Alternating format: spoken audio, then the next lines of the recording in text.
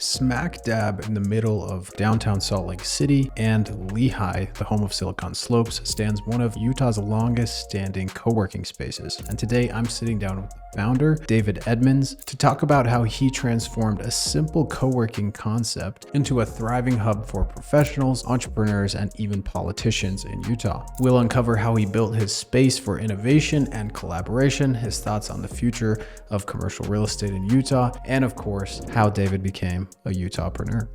In the early days, we had Tesla here, and we had a Tesla event where we had 6 or 8 Teslas out front. Companies have a challenge now. How do you make life sticky for that employee? How do you make sure that workspace is a benefit, not a burden? How do you have something that's organic but also intentional? And I think that's just people. People need people. Co-working as a genre is fighting against that loneliness epidemic. David, thanks for being here, man. Keaton, thanks for having me.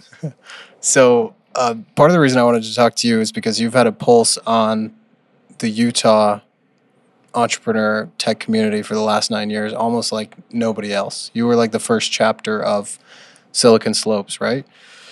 Well, in the early days, prior to Silicon Slopes, Clint Betts had something called Beehive Startups. Okay. And so when we first launched here in February of 2016 at Salt Mine, I had invited Clint, and he said, yeah, man, we'd love to do that.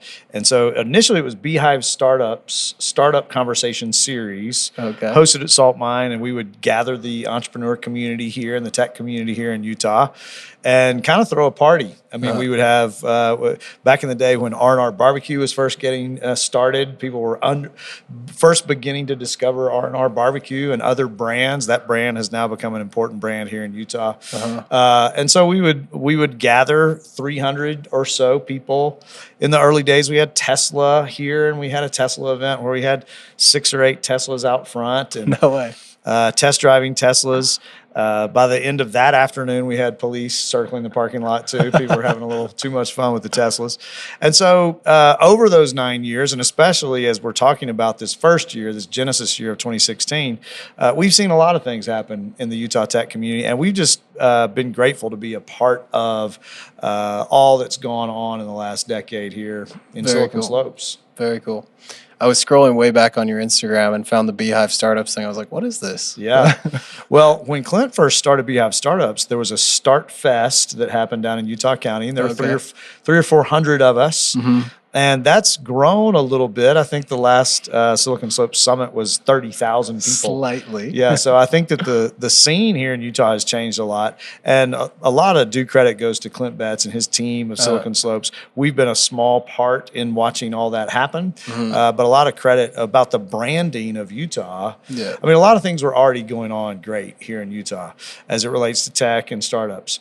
But there were a couple of areas that were missing. One of those was just telling the stories. And so people began to tell those stories and do that a little bit better. And then the other piece was just brick and mortar. When we first looked at Utah, you had this booming entrepreneurial scene, a tech scene happening, and no brick and mortar co-working spaces to speak of in 2012 when we first started looking at trying to launch something like this here in Utah. And you were in Georgia at the time? In Atlanta, we saw an opportunity here. And we had talked a little bit before the show started. There was a small place, I think it was called Beta Loft downtown, and it had some Xbox and some beanbag chairs. And maybe they were just a little bit before their time. That one closed down, and then there were no co-working spaces.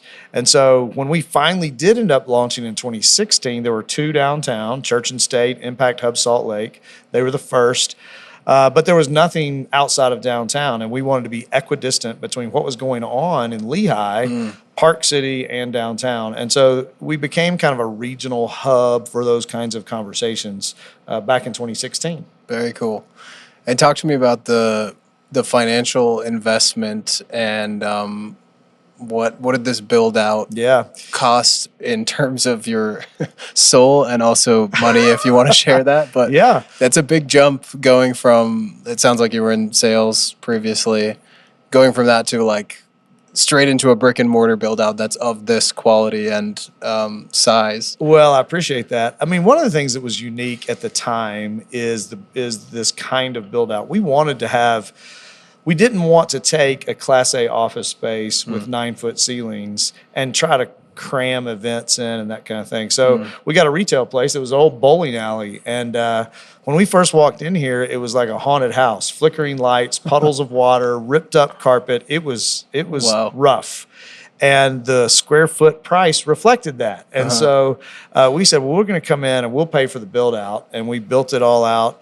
It really only took us about 4 months to do the build out. We started doing hard hat tours with Clint and his team, with other tech companies here. And InStructure came through, and a lot of interested stakeholders came through. And so that was what was unique, is that we were able to start kind of ground up, build the space that we wanted to with the hospitality components, with the large meeting components. We were able to build out a bifurcated space that had a 24/7 space and a kind of 8 to 5 staff space. It allowed us to do large conference rooms and dedicated desks and offices and double kitchens and all those kinds of things that we had dreamed of and we saw in other markets in New York and San Francisco. We thought that the Utah tech scene deserved this kind of investment.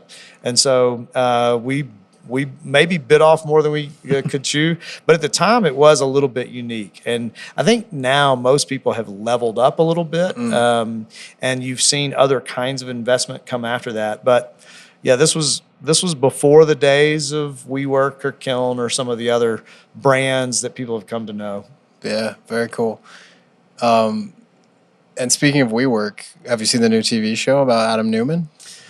I've not seen it. I have heard about a lot of these things. A couple of years ago, when his book came out, or the book came out about him, somebody gave it to me, and I've been asked several times about that story. But for us that have been in the industry for a while, that have had co-working spaces, and we gather for a conference called the Global Co-working Unconference Conference. It's a goofy name for a good conference.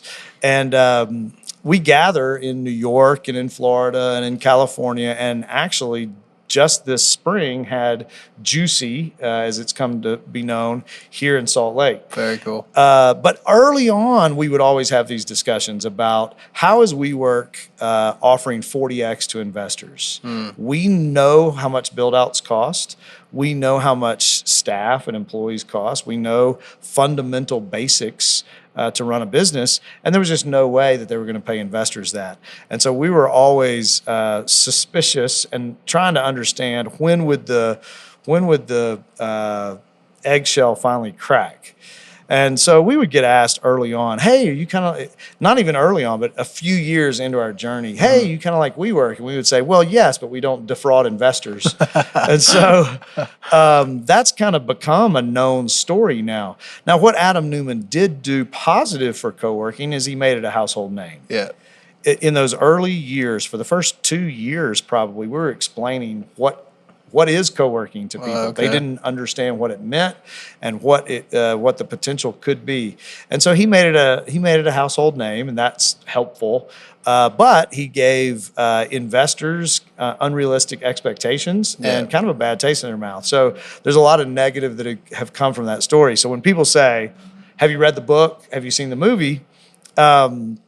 I say, well, that movie and that book is kind of lived experience. We've lived that journey over the years, and so I don't know if I need to watch the rerun, but that's kind of my take on it. Got it. You were watching this unrealistic, kind of waiting for the shoe to drop for years. Yeah, and I think most of us in the industry were. And what it did negatively is it for traditional office space, they would say, well, that's never going to work, because these traditional office space companies and asset holders understood the financials. They understood that you couldn't turn a profit with what they were promising.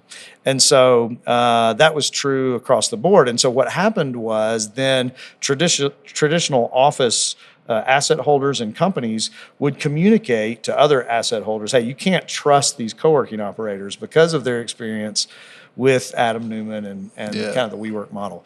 But hopefully they're righting that ship now. I know they've invested a lot to right that ship, and ultimately coworking is much bigger than that one story. And so it's just fun to be a part of it. But yeah, that's an interesting story to talk about, just because of all the drama and all that's happened there. And Adam is a interesting guy that people are interested in talking about. So he's fodder for a lot of podcasts. You've ridden the tech wave in Utah, but you also rode that whole wave, the WeWork wave. Yeah. Co-working revolution. Yeah. When we set in 2016, WeWork wasn't even interested in Salt Lake City. And I'm not sure when they first held a position here, maybe 2019, something like that. But we've seen kind of the rise and fall of that. We've seen the rise and fall of a lot of co-working operators. We've seen co-working become a household term, and then post-pandemic, people really adopt it in a new way. And so it has transformed. The pandemic has transformed the future of work. But I think some of those trends were already occurring before the pandemic. And if co-working operators were properly positioned, then after we got through the initial crisis of the pandemic, we were ready to respond to what new hybrid work would look like. Okay. I want to come back to that, but before I forget, going back to how you started, you said you had instructor walkthrough, you were doing walkthroughs of a abandoned bowling alley, essentially. Well, probably after we had scraped it and cleared it. Okay. And we'd put up walls, and we had a vision for it. And that was easier to cast that vision than going into a burnout bowling alley. So how many different investors did you bring in to do the build out? Yeah. So we had a friendly investor that had kind of several people under that. And so that initial investment was about $1.8 million. So we invested heavily. Now at the time, construction costs were not what they are now. Yeah. That same investment would be $2 to $3 million now. Yeah. And so that's kind of unique too. There's lots of ways to structure a deal. You can have a joint venture with an asset holder. You can just do rent arbitrage like we did, and like WeWork did really for their first 5 or 6 years. They're just taking down big lease chunks. But some people build their own buildings, and there's a wide array of what people can do.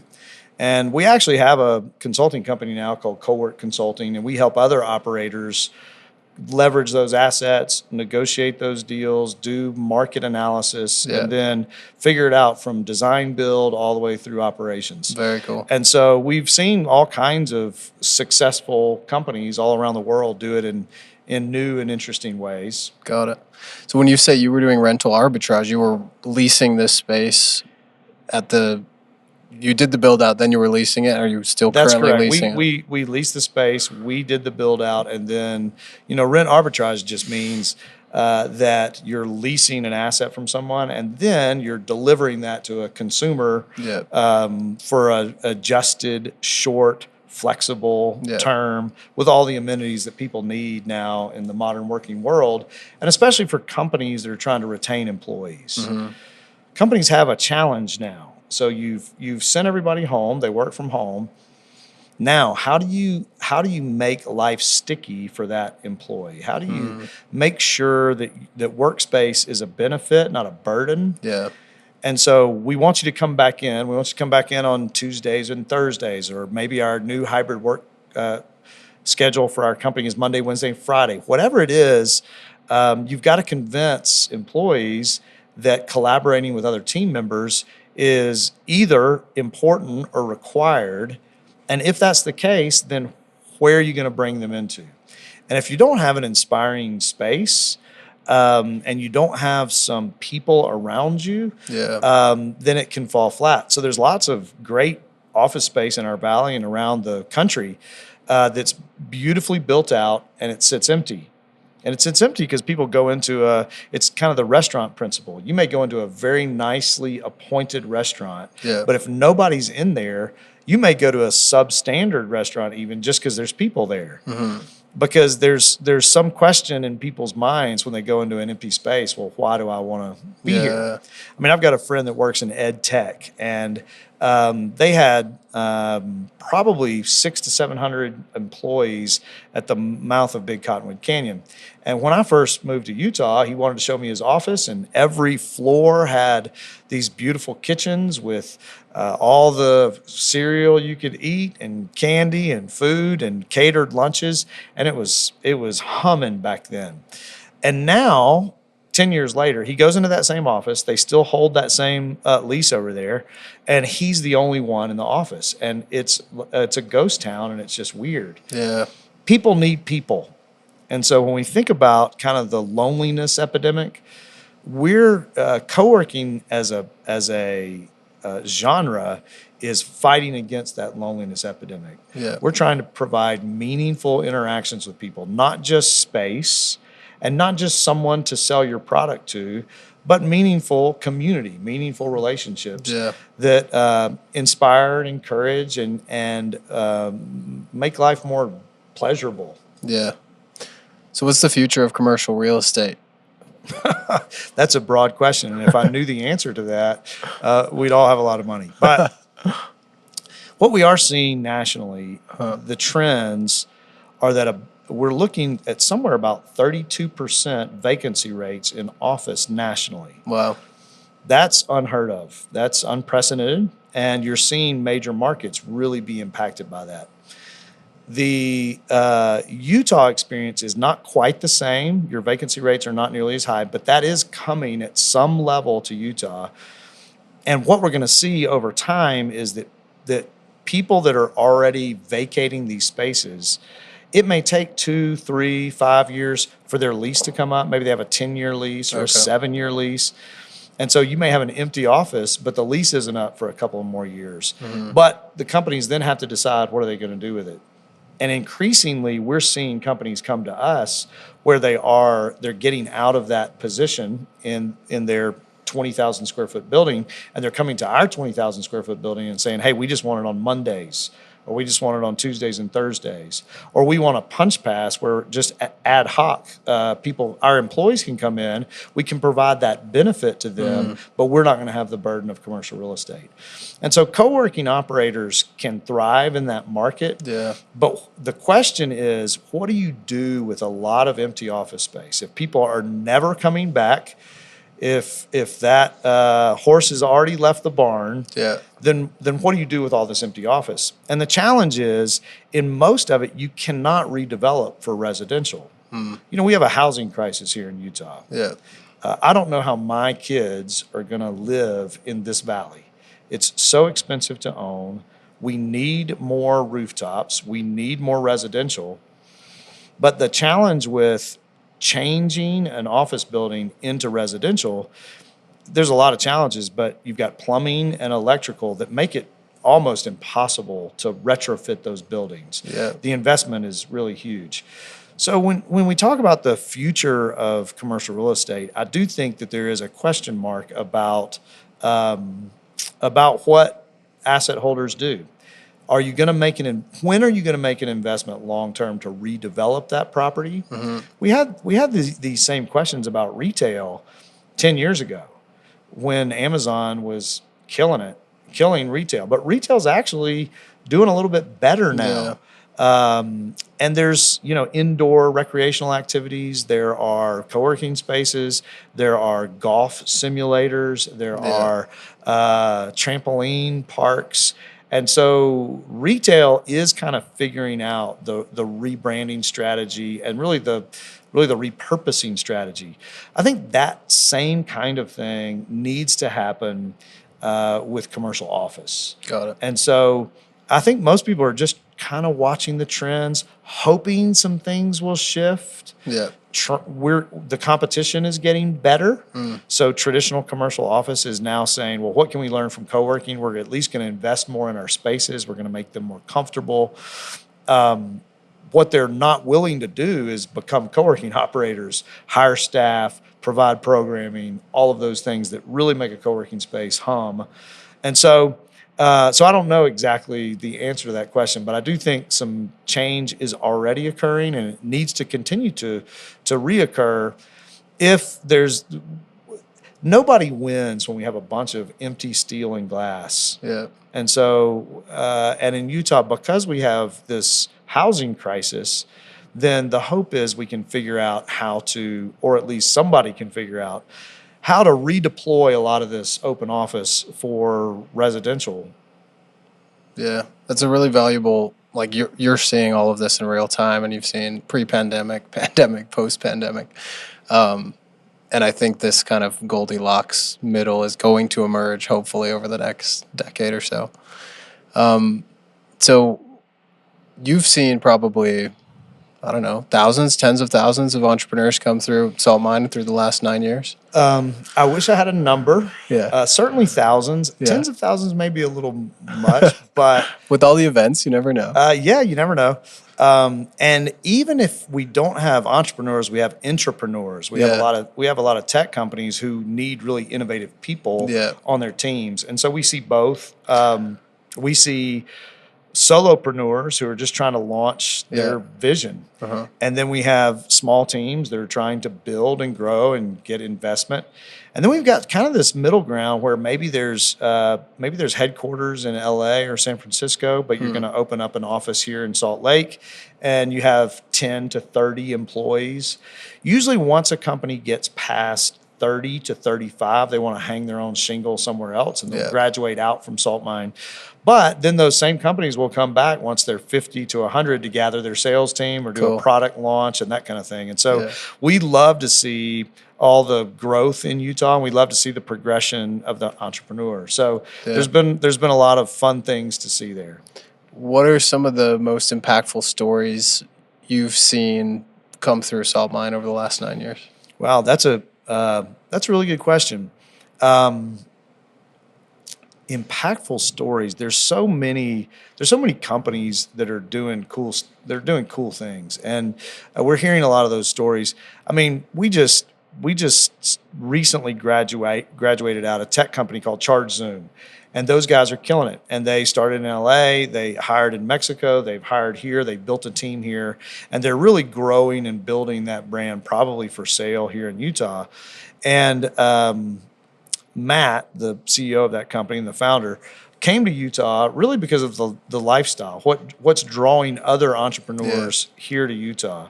And so when somebody comes in to Utah and recognizes what Utahns already see, that this is a great place to live and work and raise a family, and it is the state of sport now. The formerly best kept secret of all of the United States is now not so much. Yeah, and there's been different branding tools for that, life elevated, but this state of sport is really true too. I mean, the outdoor lifestyle here is incredible, and so people are understanding that, and we like to tell those stories. We like, I see myself a little bit as a concierge in some ways.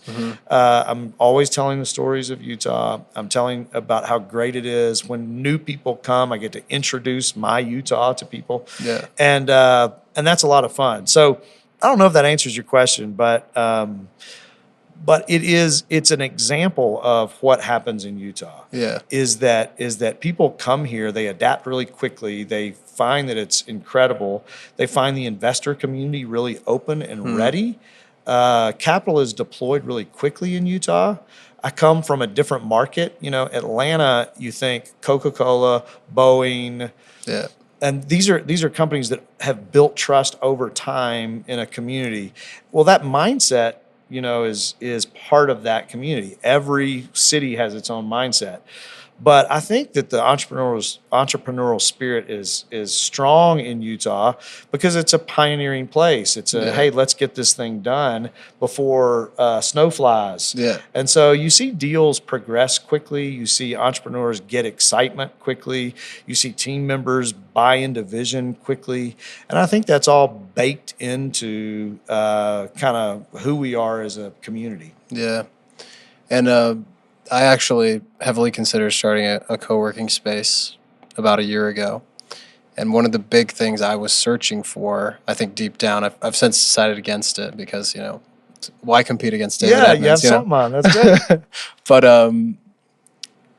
the word community and the sense of community, especially when you work online like I do, like that's what I was really after. And I'm wondering if you have any stories of connections that were made at SaltMine because of the community you've built.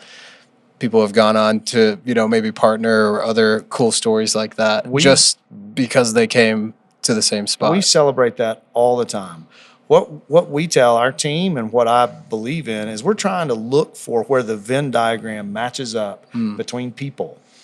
And I think that other people have tried that, and you kind of have some archaic examples of that, like a BNI or something like that. And I love those guys, and for certain communities, that's great. Yeah. There's some intentionality there.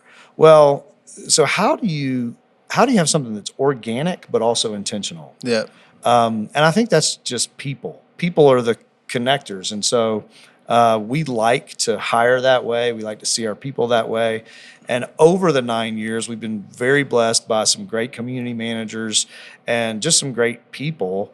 We have a woman here named Melanie, and she's like the mayor of SaltMine, and she makes those connections. So whether she's bringing somebody a smoothie or Chick-fil-A, she then introduces other people in the space. So there's a cross-pollination that's occurring.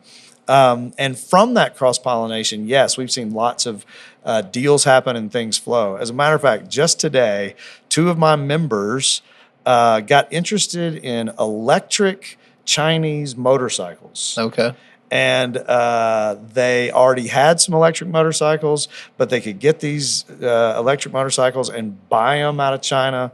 But you had to buy 20 of them for bulk pricing. So one of our members connected with another member and said, okay, I'll buy 10 if you buy 10. And they just asked me this afternoon if they could store them here. And I said, we have no room for 20 electric motorcycles. Well, that's just a fun little story. That happened today. They went on a deal. And really the deal was, hey, I just want to give my kids an electric motorcycle. How do I pay for it? Well, I get 20 from China, and we split the cost. And so they executed that deal today. And they were very excited about telling me how they've gone in on this deal to get motorcycles. So we've seen a lot of that occur. I've lost community managers from companies that have hired them out. Okay. We've had several collaborations that way. In the early days, we had 3 companies that basically cross-pollinated and hired another guy on the team, and or hired the whole team as a subset to do contract work for the company. And so that's always a lot of fun. And that happens really when you're in proximity with people. It can happen online too. There's nothing wrong with that. But there's something special about one-on-one interactions and, the kind of the magic that can happen from organized serendipity, so to speak. Yeah, love that. So every entrepreneur has a moment in their journey where it's make or break. Did you have that moment with SaltMine? Probably, I probably have that moment a couple of times a year.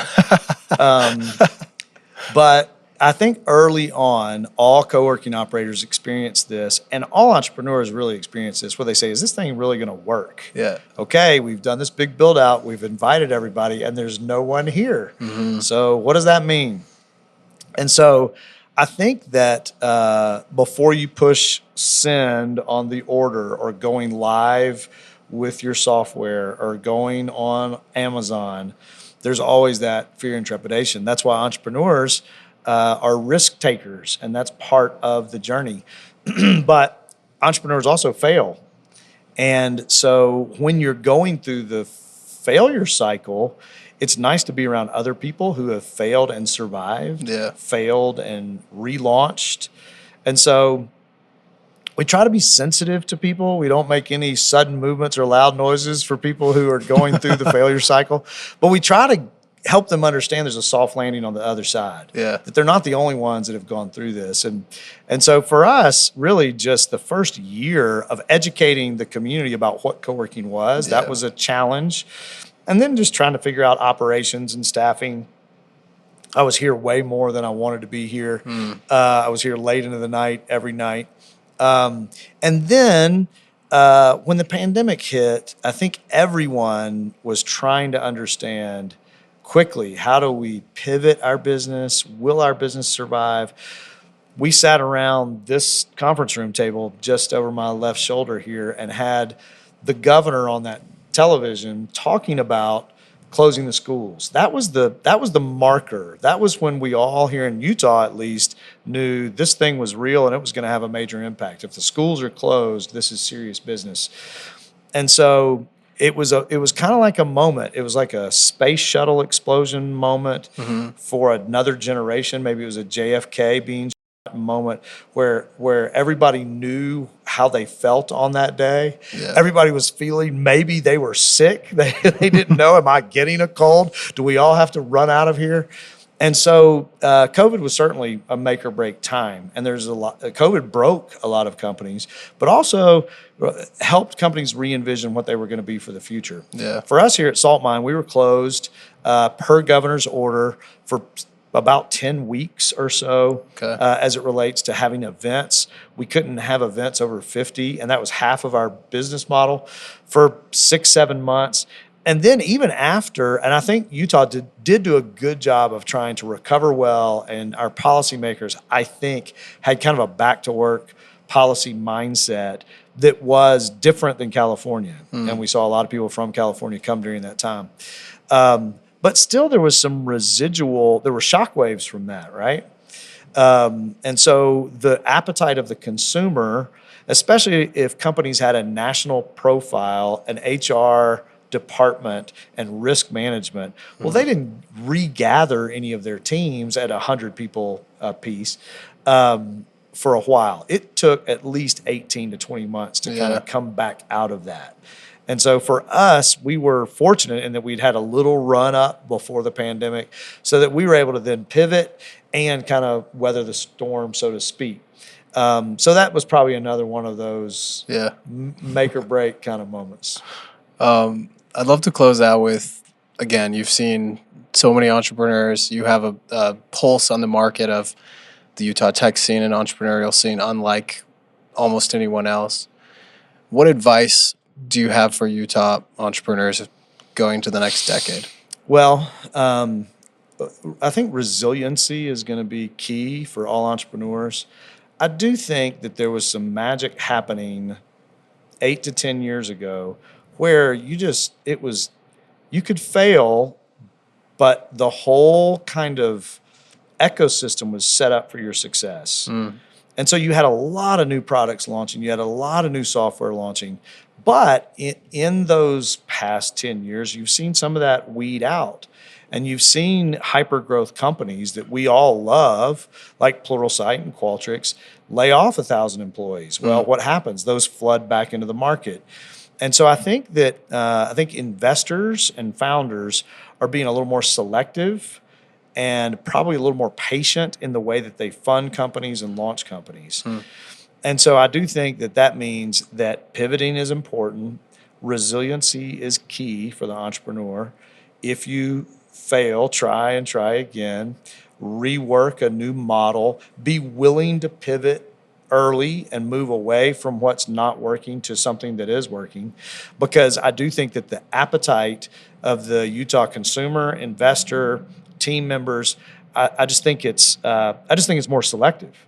And so that means that entrepreneurs have to adapt, and they will. And I think the Utah entrepreneurial scene, my encouragement would be is that there's still a lot of willing investors in Utah. There's still a lot of really talented people. I think there's a lot of talented people that are ready to launch new companies or be hired by those companies. And so I think the future is really bright for Utah. And I think the entrepreneur just needs to understand, how can I be resilient when I do have failure in my company and in life? How do I weather that storm? And how do I build into my launch strategy those types of failures? Not having so much naivete optimism is great, and we if you're an entrepreneur, you have to have optimism. You're embarking on a journey, and the future is unclear. Yeah. And so that's going to require a lot of optimism. Alongside that, we need to figure out, okay, how do I build structures in my life really for resiliency? Because if you're going to be at it for a while, it's going to take a while. You may not sell your company in 2 or 3 years. It may take 10 years. So are you ready to weather that time period, weather that storm? And so many entrepreneurs have done that so well in Utah that there's this great community to encourage others. But I think it's a more long-term play, and I think resiliency is key. Awesome. Thank you so much. If people want to sign up for the salt mine, where do they go? Yeah, saltmineutah.com. You can follow us on Instagram at CoworkSLC. We love to help entrepreneurs, and we love people to come check us out, whether it's trying to figure out hybrid work and what's best for their team, or if they're already a large company and they want to come here for their offsites. Really, soup to nuts, from solopreneur to Fortune 500 companies. We want to make their day better. We're trying to handle all the details of meeting and collaboration and kind of the future of work, so that people not just have their needs met, but their experience in Salt Mine gives them joy. That's what we'd like to see. Very cool. And first month free, right? First month free. Heard it here first, folks. Thanks so much, David. Thank you. This was awesome. All right. Thanks, Keith. Take care. Thank you so much for listening to this episode of UtahPreneur. Before you click off, I've got 3 things, and I promise it'll be quick. Number 1, make sure to follow UtahPreneur on whatever social media you like best. We're there at UtahPreneur or UtahPreneur Pod, depending on the platform. Check out the show notes, and it'll link you directly there. Along with that, every single episode of UtahPreneur is filmed in the location of the business, and we have a video version of the interview. So make sure to check that out on YouTube as well if that's interesting to you. Number 2, if you like this podcast, the most helpful thing you can do is share it with a friend or leave a review, or both. And number 3, if you like this episode, you're definitely going to want to tune into next week's, where I visit Mailbox Power, a revolutionary SaaS plus direct mail company that's been taking the industry by storm. And they're based right here in Bluffdale, Utah. So be sure to check it out and subscribe, and we'll see you next week.